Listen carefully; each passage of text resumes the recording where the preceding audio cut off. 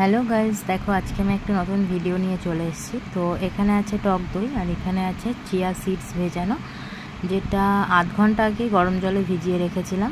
তো এখানে আমি নিয়ে নেব, বড় চামচ হলে 2 চামচ নিলেই হয়।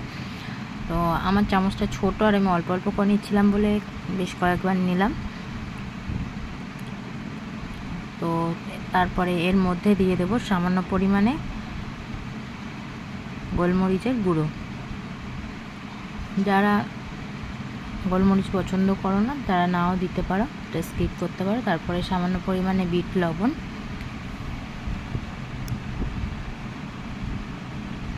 তারপরে আমি কেটে রেখেছি ফ্রুটসের মধ্যে শসা আর বেদানা, এগুলো ভালো করে দিয়ে ভালো করে মিক্সড করে নেব।